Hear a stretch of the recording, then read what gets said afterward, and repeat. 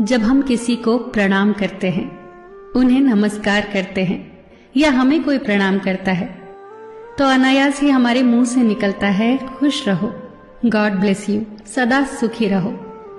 ये जो प्रणाम के उत्तर में हमारे मुंह से निकलते हैं ना, ये कोई साधारण शब्द नहीं है, ये दुनिया के सबसे कीमती शब्द है। आजकल हम इन बातों को महत्व देना बंद करते जा रहे हैं, पर यकीन मानिए, जो प्रणाम के जवाब के रूप में आशीर्वाद हमें मिलता है या हम किसी को देते हैं, वो 100% चमत्कारिक शब्द होते हैं, बेशकीमती शब्द होते हैं। एक बहुत प्यारी कथा कहने जा रही हूं। महाभारत का युद्ध चल रहा था।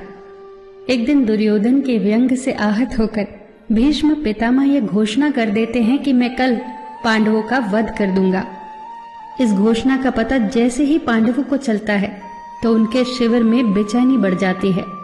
सभी को भीष्म पितामह की क्षमताओं के बारे में पता था, इसीलिए सभी अनिष्ट की आशंका से परेशान हो जाते हैं। तभी श्री कृष्ण द्रौपदी से कहते हैं, तुम अभी मेरे साथ चलो।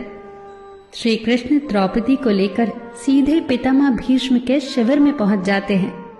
श्री कृष्ण स्वयं तो शिविर के बाहर खड़े हो जाते हैं, पर वो द्रौपदी से कहते हैं कि अंदर जाकर पितामह भीष्म को प्रणाम करो। जैसे ही द्रौपदी ने शिविर के भीतर जाकर पितामह भीष्म को प्रणाम किया, तो पितामह भीष्म के मुख से द्रौपदी के लिए ये आशीर्वाद निकला, अखंड सौभाग्यवती भव।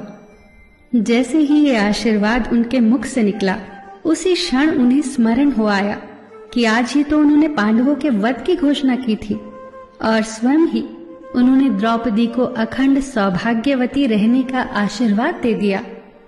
फिर पितामह भीष्म ने द्रौपदी से पूछा, पुत्री, क्या तुम इतनी रात को यहाँ अकेली आई हो या तुम्हें यहाँ श्री कृष्ण लाए हैं? तब द्रौपदी ने कहा, जी पितामह, और वो शिविर के बाहर ही खड़े हैं। शिविर से बाहर निकलकर दोनों ने एक दूसरे को प्रणाम किया और पितामह भीष्म ने कहा, मेरे एक वचन को मेरे ही दूसरे वचन से काटने का काम केवल कृष्ण ही कर सकते हैं। शिविर से वापस लौटते समय श्री कृष्ण ने द्रौपदी से कहा, तुम्हारे एक बार जाकर पितामह को प्रणाम करने से तुम्हारे पतियों को जीवन दान मिल गया है। अगर तुम प्रतिदिन भीष्म, धृतराष्ट्र, द्रोणाचार्य आदि को प्रणाम करती होती और दुर्योधन, दुशासन आदि की पत्नियां भी पांडवों को प्रणाम करती होती, तो शायद इस युद्ध की नौबत ही न आती। जो हर घर में कलह कलेश का वातावरण रहता है, वो कहीं न कहीं इस बात के मूल से जुड़ा है कि हम संस्कार भूलते जा रहे हैं। हम जाने अनजाने अपने बड़ों की उपेक्षा करने लगे हैं। याद रखना कि हर चीज पैसे से खरीदी नहीं जा सकती, और ये भी याद रखना कि हर बात का जवाब गूगल से नहीं मिलता। उसके लिए बुजुर्गों के पास भी बैठना पड़ता है। शरीर की खुराक के साथ साथ हमारी आत्मा को भी खुराक चाहिए, जो संस्कारों से हमें मिलती है। हम भूलते जा रहे हैं आशीर्वाद के महत्व को। आशीर्वाद एक कवच की तरह होता है, जो हर बाधा से हमारी रक्षा करता है।